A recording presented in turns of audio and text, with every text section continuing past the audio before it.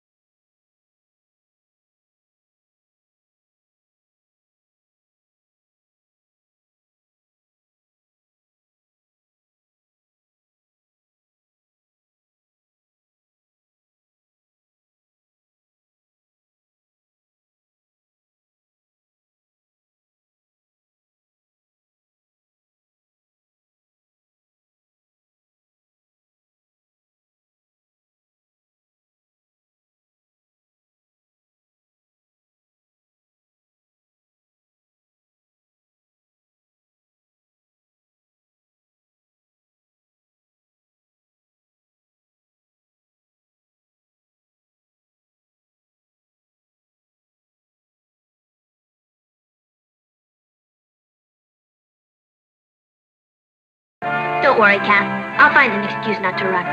I'll probably flunk in Latin anyway, and they'll disqualify me. I won't let you fail in Latin. They need a dynamo like you. I know I'd make a great president, but they could use someone with brains, like you. I'd be selfish if I ran. If you were president, it would not only be good for the League, it would be good for you. What do you mean? Well, it might help to give you a sense of responsibility. Is that so? Well, there's no point in taking chances on getting someone's feelings hurt. It'd be a landslide anyway. No, it wouldn't. You'd get a lot of votes, Patty. I meant it would be a landslide for me. You? You're silly. You're not really qualified to be a president. You said so yourself. You nominated me because they need someone with culture and brains. Well, I was being unselfish, too. I nominated you because I thought if you became a little more social around the campus, you might be able to get a date for the mashed potato ball. I can get a date any time I like. There's just no one I care to go out with. I nominated you because I thought it might help you to grow up. I thought it was time you had a little more on your mind than milkshakes and Richard Harrison. Not necessarily in that order. Oh, really? All right. You just got yourself an opponent. I'm not much of a speaker. In fact, I'm not much of a politician. My esteemed opponent, Patty, is a wonderful girl. And she is a go-getter. The trouble is that when you want her to get, she's usually too busy going. It all depends on what qualities the Girls' League wants in a president. If you're looking for someone who can do the bossa nova and the baked potato, vote for Patty. But if you want someone who isn't flighty, someone who will dedicate herself to the tasks at hand with intelligence and integrity, that I ask that you vote for me. Thank you.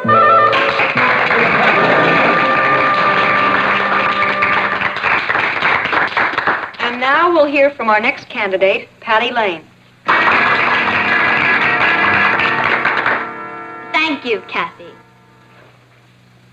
Well, at least I know the difference between the mashed potato and a baked potato.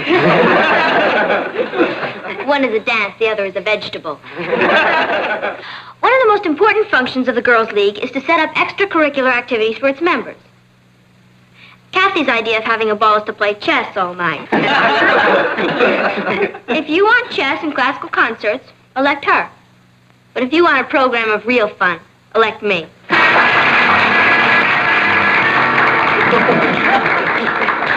And now our third candidate, Susan Baxter. Vote for me. And then she called on me, and I got up and talked. It was the first speech I had ever made. Were you nervous? Not after I started. I'll bet you were smashed. Well, I did reasonably well, I think. For someone who was only interested in chess. I didn't mean that, Kath. It was just campaign talk. You know, like calling someone flighty. What did I tell you? Democracy in action. And if I'm elected president of the Girls' League, I pledge to fight for more student dances. We need more guest speakers. We want more freedom in our choice of clothes. I say we should be more concerned with curriculum than with clothes. Kathy's been living in Europe. Maybe she'd understand our problems better if they were in French. I have a straight-A average. What is Patty's answer to that? Who wants a grind for president? In 2 years, we will be going to college. Let's not elect a president who has milkshakes for brains. The Girls' League should support our school sports. If Kathy is elected, we'll all be tripping over cricket wickets. Vote for me.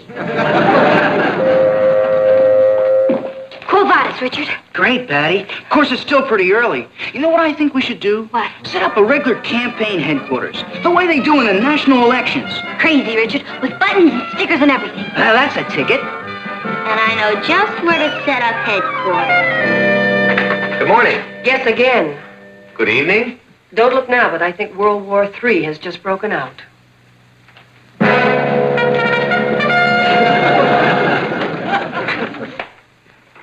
Welcome to National Headquarters. Yeah, but Patty and Kathy share this room. They did. Kathy took one look at this and fled from the house. It's the lowest trick I've ever heard of.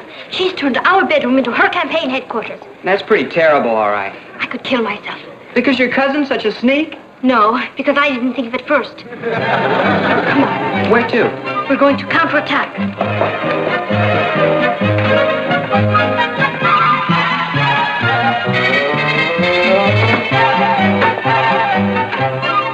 Can I help you, Kathy? You've already helped me by letting me have your room, Ross. You're certain you won't mind sleeping on the couch? For 50 cents a night, I'd sleep on the roof. Are you sure Conrad Hilton started this way? The banner's up. Good. I wonder what the sneak is up to. Wonder what the sneak is up to. They've got the banner up. Never trust a relative. Gee, Patty, you practically threw her out of here. She had to go somewhere. Whose side are you on? Yours, only I hate to see women go to war. At least men are logical. I wish I knew what she was doing. What's the difference? It's just good strategy to know what the enemy has up her sleeve. Hi, group. Say, what do you hear from the White House? And you. You gave her your room, you traitor. That's a lie. I'm renting it to her. Ross. Yes, Mr. President? How'd you like to be a spy? I'm too young to get shot. For $1? You just bought yourself a spy. Who do I shoot? I can't get into Kathy's headquarters, but you can. Gee, I don't know, sis. All you have to do is let me know what's going on in there, what she's planning. I'll take my money in advance. Richard.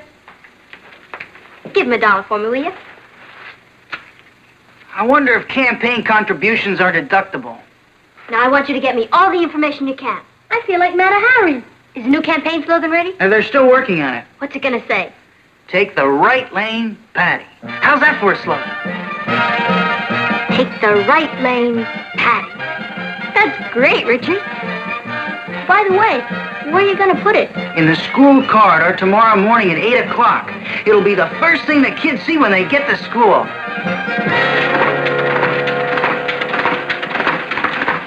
Hi, Teddy. What are your plans? We're going to have a rally at noon tomorrow.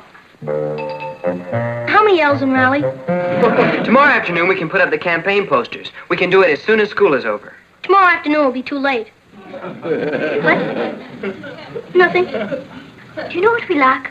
A good, effective campaign slogan. Kathy? Yes, Rod. How would you like to hire a counter spy?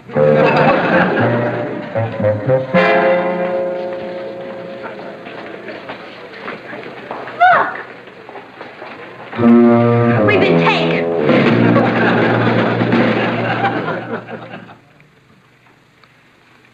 Would you please ask Kathy to pass the salt? Kathy, would you pass... Aren't you talking to her? I'd rather not discuss it. Then I'm afraid you'll have to try a salt-free diet. Would you please ask Patty to pass the bread, Uncle Martin? Well, even in national presidential campaigns, the candidates still talk to one another. But they don't call their opponents spindle-headed bores. And they don't accuse their opponents of having milkshake for brains. They do if it's true. As for you, do you know what you are? Sure, an operator. You have to fight fire with fire. Listen, you, I've had... Time! Now, what is this all about?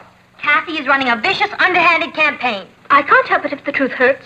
The students don't want an electronic brain for president. They want a natural-born leader, like me. Now, wait a minute. Let's declare the dining room neutral territory, okay? It's too late. And it's your fault. My fault? I'm not even running. Maybe you should start. I asked you to let both of them withdraw in the beginning, King Solomon. Well, you were wrong. This is nothing but a little healthy letting off of steam. Ross, would you ask your mother to pass me the butter?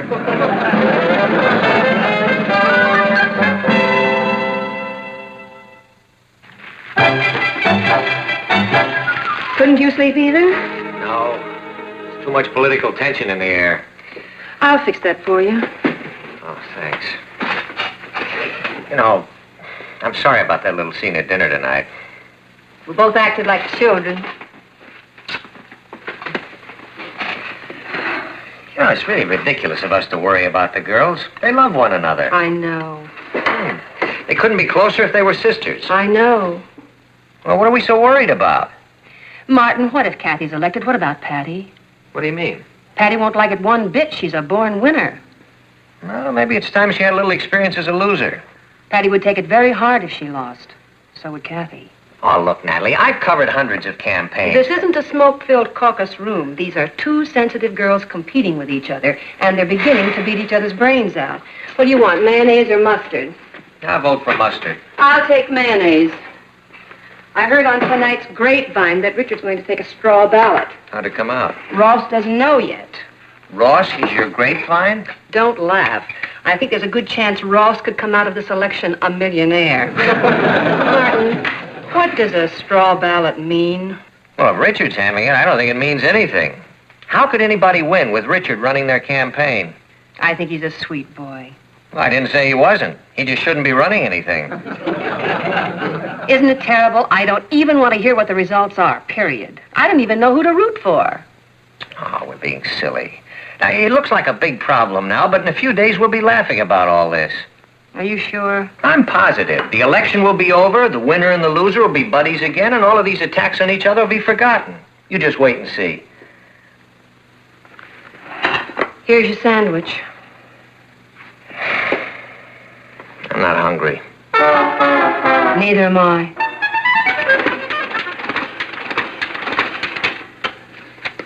How's it look?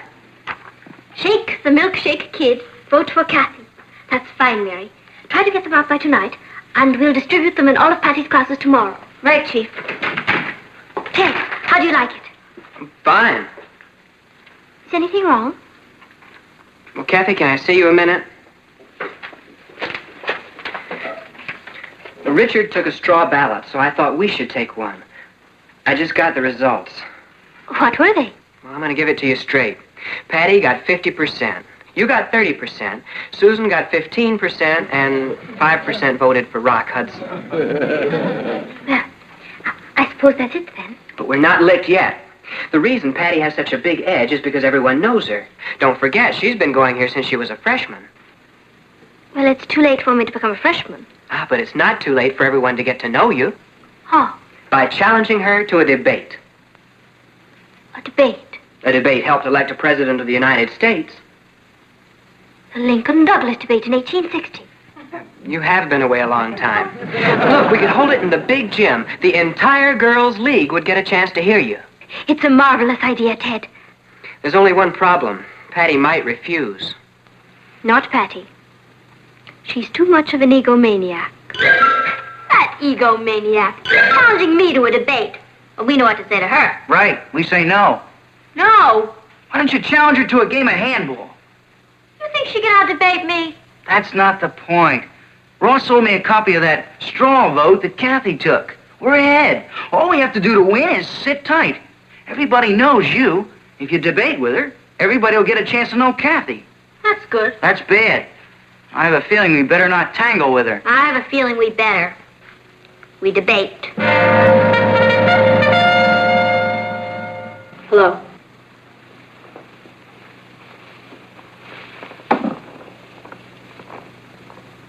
I just wanted to let you know I accept your challenge.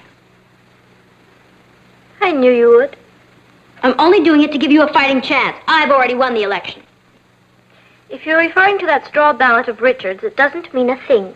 Well, I bet it would if you were winning. I suppose it would. I shouldn't have said that. You were right. What's a straw ballot anyway? Especially with Richard taking it. I wish we had never gotten involved in this, Patty. So do I. This whole thing's gotten bigger than both of us. It almost seems as though you have to be mean to win. That's politics. Well, it will all be over soon. Yeah. Gee, this is the first friendly conversation we've had in a long time. Feels good. I know. Patty, perhaps we shouldn't go ahead with the debate. I thought you wanted it. I did. But now I think I'd feel better if we didn't go ahead with it. All right, if you're worried about it, we can call it off. I wasn't worried for me. I was thinking about you. Me? I never told you this, but I was the debating champion of Mrs. Tuttle's of Mountain Briar. Well, this isn't Mrs. Tuttle's of Mountain Briar, cousin. This is Brooklyn Heights, my territory. I was only trying to help you. But you're too pig-headed. All right, we debate. Right, we debate.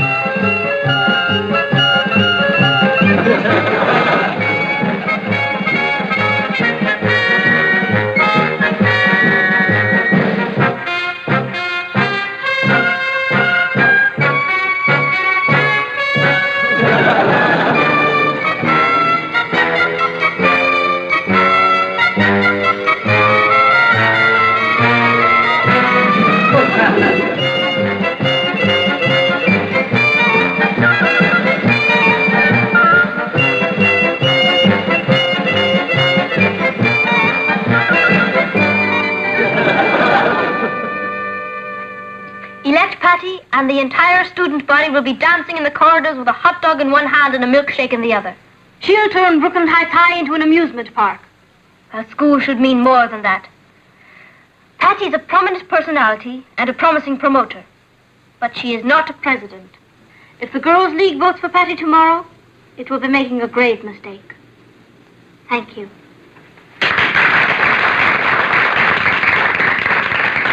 And now for her summation, Patty Lane.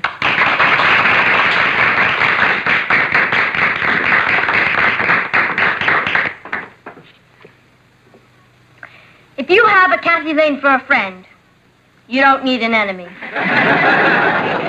What's wrong with a little dancing in the corridors? Things are lively around here, and we're going to keep them that way. What we need is a president who knows our problems. If Kathy is elected president, our biggest problem will be our president. She turned, my own sweet brother, who adored me, into a Benedict Arnold. Let's not turn her loose on strangers. Keep her out of office. If she's elected, you'll be setting our school back 50 years. Thank you.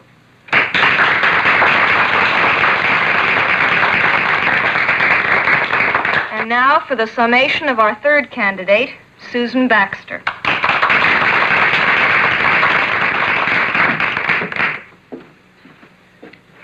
Vote for me. The stewards have just finished tallying the votes. This has been the most closely contested election in the history of the school. The candidates put up a hard fight. In fact, one could have wished for a little less heat and a lot more light.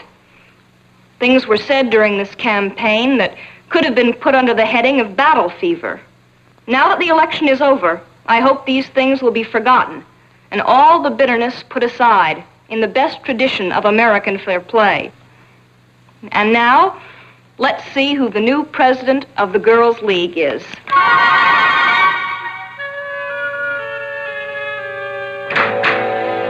I got here as quickly as I could. What's happened? Patty's running away from home. Well, how do you know? Come upstairs. There. Why would she do this? Kathy must have won the election and Patty couldn't face it. Where is Patty? I can't find her anywhere. I phoned you as soon as I saw this. I've heard of bad losers, but this is ridiculous. There's a lot of bitterness between them.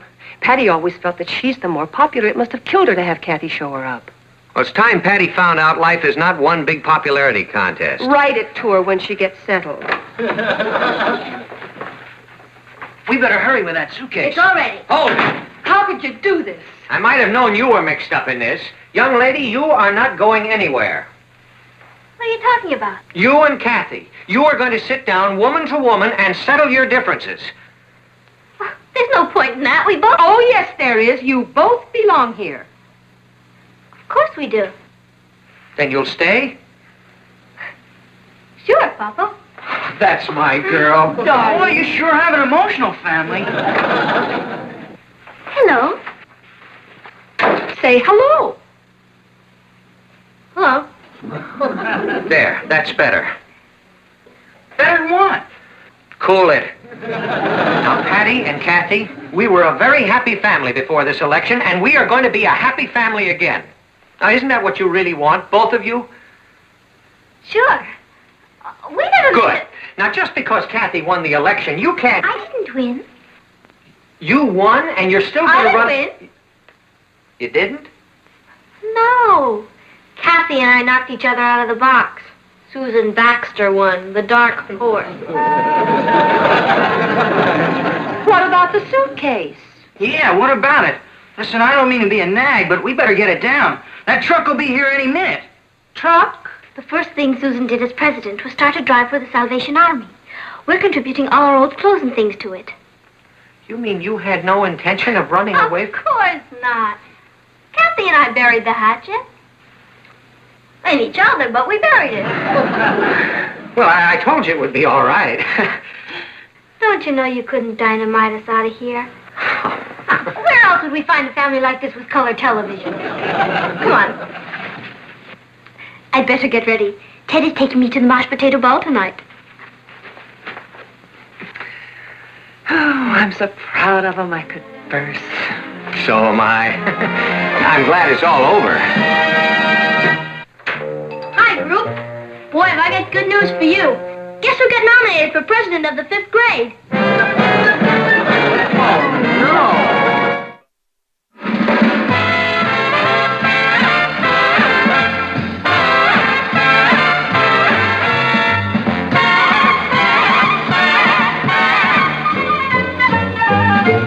Here's Kathy, who's lived most everywhere, from Zanzibar to Berkeley Square. But Patty's only seen the sights a girl can see from Brooklyn Heights. What a crazy pair, but they're cousins, identical cousins, and you'll find They laugh alike. they walk alike, at times they even talk alike.